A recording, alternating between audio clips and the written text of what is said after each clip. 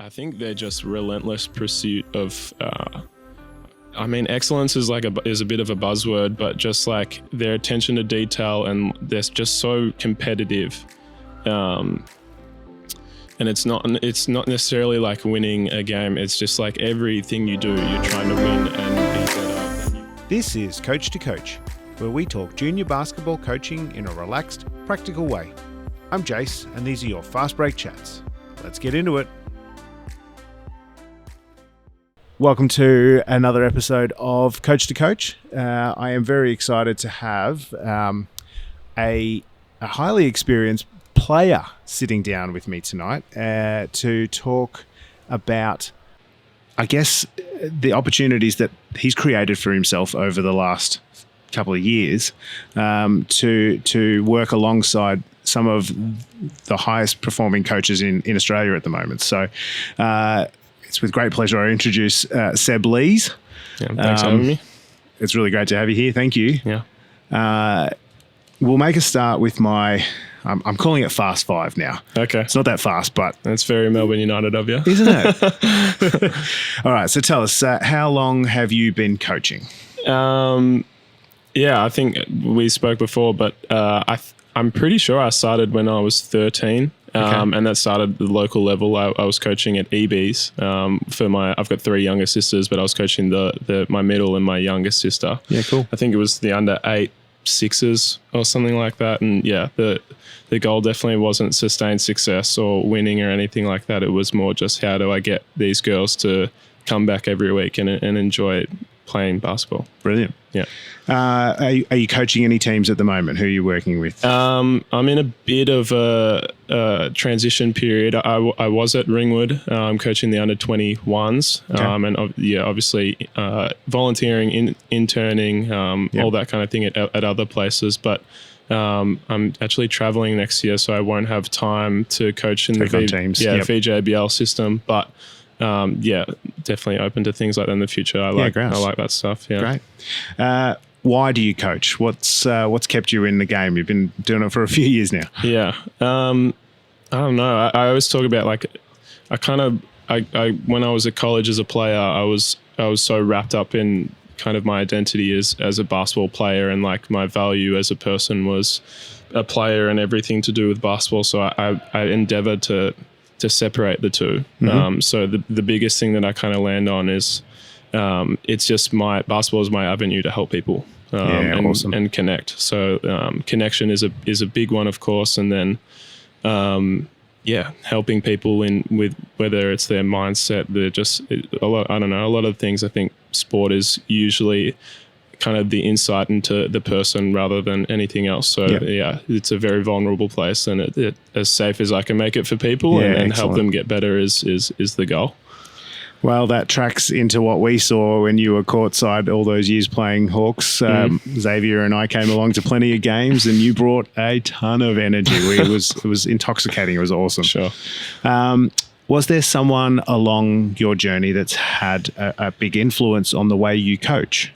There's been multiple. I had a couple good coaches. I started at Nunawading Spectres as a player, and my first two coaches, two of my first three, John Moran as my first coach, 12-2s. He was terrific. I haven't seen him in forever, but he just made it really enjoyable. Mm-hmm. So I kept coming back, and he was super supportive, and he taught really, really well looking back at it. So he was a big influence as a kid. Rowan Sword was my 14-1s coach, and we were successful, and he taught us how to work hard and enjoy it as young kids. And then Pete Morner, who's the owner of No Limits Basketball. Oh, yeah. A massive training facility, academy, that kind of thing. He sparked my interest in skill development. Yep. He's spectacular, and he's running a really, really well structured business in Box Hill. And then Bowden Babicek is a non-basketball person. Okay. But my kind of techniques and how I connect and speak and communicate with people and players is a big one. But he's a running weights kind of coach who's worked at Okay. different sports, but I hooked up with him along the way, and I base a lot of what I do now on him a lot. So Brilliant. Wow, lots of great influences. Yeah. I don't know how I'm ever going to answer this question down the track, because by the time I get to answer it, I'm going to have so many positive people having positive influences on my journey. Yeah, that's true. And I guess, do you have a favorite basketball player at the moment, like a favorite professional player? Oh man, it's like having a favorite kid. I've got people I respect and appreciate and have helped me. Like, I've got a really special love for Matthew Dellavedova for things that he's done for me and all that kind of thing. But I don't know, he's one that comes to mind in terms of the care he had for me along the way. But I don't know. I think it's hard when they're kind of they're competitors at the same time when you're playing against them, and then you're coaching them and all that kind of thing. You kind of get wrapped up in it all. So not anymore, but as a kid, LeBron was a big one. Yep. Yeah. Dellavedova. I own two Melbourne United jerseys. Yeah. One is Ian Clark and the other one is Matthew Dellavedova. So love that. Love that.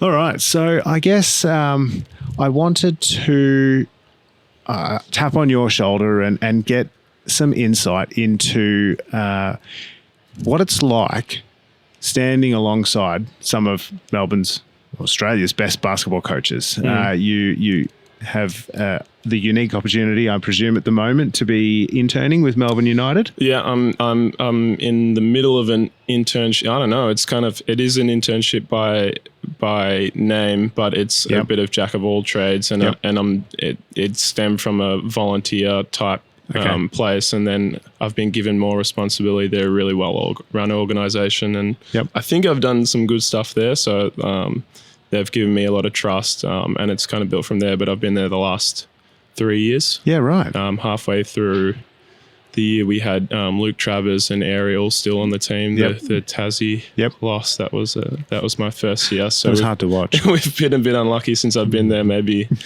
I've got something to do with it. But it's been unreal. Yeah. So tell me, what are some things that you have learned along, let's say, those last 3 years working with Melbourne United? On the fringe, I guess, because players, coaches, probably more so from the coaching side of things. Yeah. What are some things that you've seen? What's David Barlow shown you from the side? What's Dean shown you? What's some of the other coaching staff? How big is the coaching staff? Big. We've grown a little bit now, but obviously we start with Dino. The other person that brought me in was Jacob Chance. Okay. He was the person who got me in the group. He's obviously with Austin now doing great things. And now we've got Jack Fleming as our lead assistant who's come across from Tassie, and then Reese and Dave Barlow, the other assistant coaches who have been there for a while now. Dave obviously played, and Reese was a great player in the NBL. Yep. And then Andy Lim, who's the head coach at Sandy's NBL 1. He's our video coordinator, and he's a genius. Right. And then Nathan Croswell is an academy leader coach who rounds us out with me. And then Nathan Croswell was an unbelievable NBL player himself. Yeah, right. All Tigers people. And then Ciro Barilla is I think that's how I say his last name. I hope he doesn't get angry at me. But he's another intern who's come on with us this year who's been great. Yeah, okay. Yeah, some of the things I've learned from like a Dave Barlow or Dean Vickerman, I think they're just relentless pursuit of. Excellence is a bit of a buzzword, but just like their attention to detail, and they're just so competitive. And it's not necessarily like winning a game. It's just like everything you do, you're trying to win and be better than you were last time. Yeah, okay. Which sounds exhausting, but like when everyone does a good job of breaking it into little steps and supporting each other through these things. So it sounds a lot, but it's really not when you're kind of in the middle of it. Obviously, we're working pretty hard, so it can get tough sometimes. But I don't know. Basketball is a privilege, so we're pretty lucky to do it all anyway. So yeah. How often do you guys train? This week we're in the FIBA window, so we've only trained twice so far on court this week, and we've got a scrimmage tomorrow. But we're 3-4 days a week, depending on travel, maybe more. So, Yeah, right. Yeah, so because everything is at home at the moment, and we're not traveling because of the Open coming up and stuff like that. I think we'd probably train 3 or 4 times a week. Okay. Not all of them are full team practices. Probably 2 or 3 main practices a week, and then maybe it's like a get what you need that day, or it's a scout day, or a non-contact, whatever it is. But it's pretty constant, and then they go on the road and they do the same thing. So. And do you get to be at all of those trainings? Yeah, I'm full time. So just everything during the week. I don't work with them on Saturdays because I have to make some money. So that's fair. So I've got that's reasonable. Yeah. So I run my own skills training that I've been doing for a while now with local kids, and and that turned into some professionals and some semi-professional, all that kind of thing. It's kind of turned into its own thing. But Saturdays I don't do that because I'm playing. Sorry, I'm not playing. I'm doing the skills training, but everything else, as much as I can, I'm in. Yeah, right. Yeah. And what are you finding you get the most out of for it? Like, what are you? Not what are you there for, but like, are you there to learn the business of sport, or are you there to enhance your coaching ability along the way? What are you finding most giving from it all? Well, my big aspiration is to be a head coach, a professional head coach. But like the big one is the NBA. That's which sounds crazy to say, but that's where my head's at. Coaching or playing? Coaching. Yeah, right. I can barely play at an NBL 1 level, let alone an NBA level. So that's not true. Yeah, so that's the big goal. So everything that I feel like I've got a pretty good idea on general coaching ideas in terms of approaches to skill development and ideology and stuff like that. But I'd never worked with professionals. Yeah, okay. And that's a completely different problem to solve compared to kids who are paying to be there. You're paying people to play for you, and they're playing to put food on the table for families and stuff like that. They're different stakes. This is serious stuff. Yeah, so it's like I needed to learn what that looked like. And so it's in a different, intense environment that I just hadn't been exposed to. So I was just desperate to get exposed to it however I could. Is there an element of the role like you've had with coaching younger people where you have to bring an enthusiasm and energy, or does that just innately come from these guys?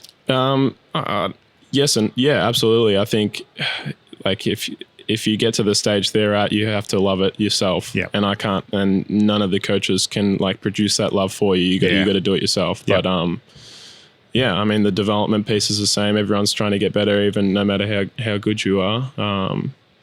Do these guys have? And I guess this is a message for young players, possibly more than coaches, is that motivation has to come from within. Yeah, I think. And do you find that does the coaching staff have to motivate NBL players? No, at its core foundation level, no. But there are difficult days, no matter how much you love the game, it might be you might be.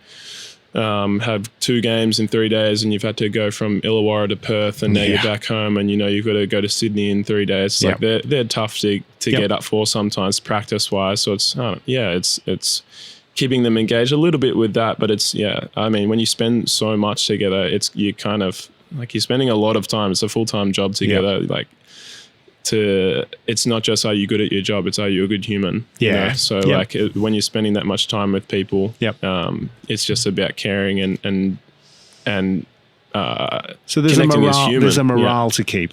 Absolutely. And winning helps. Yeah, I bet that. That's a whole. It doesn't topic. fix anything, but it helps in the short term for sure. Yeah. Yes. Well, that's not a problem for Melbourne United this year.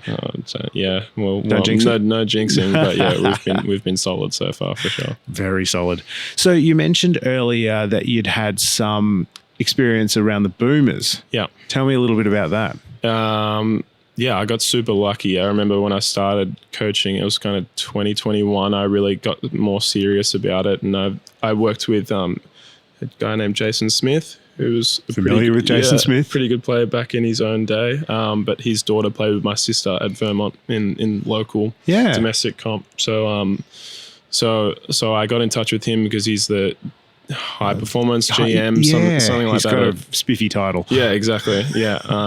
But I just asked him if there's anything I could do to get involved With the Boomers. Yeah, and he said, "Hey, while we're in Melbourne, we always need rebounders." So I said, yeah, sign me up. Yeah, right. So so the next one, it was February 2022 was my first one. That's where I met Dean and Chancey and everyone there. So kind of snowballed from there. I've been pretty lucky. I've worked luck, or you've put the actual work in, Seb? I reckon you're selling yourself short there, mate. The luck is to get in, and then once you're there, sticking is the hard work and being hopefully good at what you do. You know? So I've been pretty lucky. I've worked the pre-World Cup. Yep.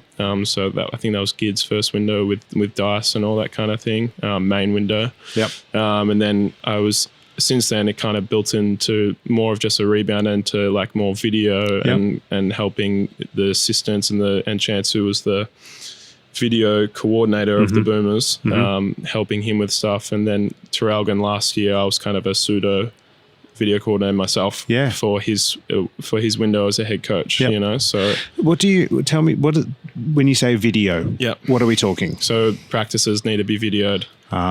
There's a lot of coding that goes into it, so which makes it clean for coaches to edit practice and give to players individually and do for scouts. Review. Exactly. Yeah, interesting. And okay. I had no idea going into the Boomer stuff, so like I didn't even know what sports code was, which was what they use. Yeah. Okay. Yep. Yeah, and so I had no idea what it was, and now I'm better than the average person. I wouldn't say I'm unreal, but I've got a handle on it to an extent. So there's a lot of science. Heaps. There's a lot of metrics. There's a lot of analytics behind this game. Yeah, heaps. Yeah, it's that's interesting. I wonder how much of it can apply down the line to the junior levels. I don't know. I talk about this a lot with my skills training. I've got a lot of contact with parents in local basketball, and I think the game is taken probably too seriously at a really young age. Yeah, you know, okay. like I just think when it's my day as a parent and all that kind of thing, it's going to be play as many sports as you can. Enjoy. Like if you don't enjoy it, don't do it. Don't do it. And it's just promoting and encouraging the joy and connecting with people and working in teams, and like that's the stuff that will make you a better human. And being good at it is how hard you work, and genetics and athleticism is a real thing as well. So you can get lucky there, but the hard work and love for it takes you a pretty long way. Yeah. And I guess just wrapping up, because I couldn't ignore it, your involvement with the Pelicans. Yeah. Was there any before the game, or was it just on the night, or what? No, I was with them all week. Okay. Yeah. So was there different things that you learned that week? Like, did you find differences in the way they coached, for example? They're a lot more hands-off in terms of the education part. It might have just been where they were in their seasons, but it's more like, this is how we play, and we're not going to teach you how we play. You can do it or you can't. It's a lot more cutthroat. Yeah. So it's like, if you can't do it, we'll cut you and we'll go sign someone else. Or there's like trading is a lot different over there and all that kind of thing. So, So the development part, although like it was a lot more hands-on in terms of they had their own individual coach, each player. Yeah. Whereas like at United, like we'll have a coach every month take a group of players. So like I think this month Jack Fleming has the wings, and he'll work individually with our wings for a month, and then they'll switch throughout the year. But they have an individual player, so that's very hands-on. But like when you get out there, there's no breakdown of like, this is what you do when you get here. It's like, if you can't do it, we just can't play you, and we'll go find someone who can. Yeah, you know? Wow. Yeah, so that's probably the biggest difference. And then it's just a different game. There's a lot more isolation, less team play. So it's like actions are very dialed down, and it's, can you score in your box, and how can you create as much space for that individual to create their own offense and for other people. Yeah, right. So the strategy is quite different. Very different game. Curious. Which is why you see a lot of NBA players who are like terrific, like talented players come out here and not succeed like we the average person would kind of think, you know, because it's a different game. It's just a completely different game. There's people that kind of that surpass that, like a JaVale McGee, is just like, he's a problem, like he's unbelievable. And he's just like uber talented, and he's played for so long. There's a reason you stick in the NBA, because you're smart enough, you know. So you can take that elsewhere, but you see a lot of players come out after a year of the NBA, and it's like, you're very athletic and you make a lot of shots, but playing a different game like is doesn't serve. No, and the Olympics is a good example of that, or FIBA basketball. So the rest of the world is in a good place, and I think the US, of course, they're so talented, but I think they've recognised it to an extent too, and they're well on their way to adjusting, which is a problem for all of us. Yeah, absolutely. Yeah, mate, this is an incredibly insightful conversation. I feel very honoured to even be able to hear about this stuff. Mine. It's really interesting, and I reckon that there's going to be a whole bunch of very experienced coaches that go, interesting. Okay, yep. Good. So thank you so very much for coming along and sitting down for a chat with us. Thanks for having me. It's been grouse to share your knowledge. So thanks. We'll wish you all the best for the future endeavours. Thanks for having me. Appreciate it. That's it for today's Fast Break chat on Coach to Coach. Thanks for listening. I'm Jace, and I'll catch you next time.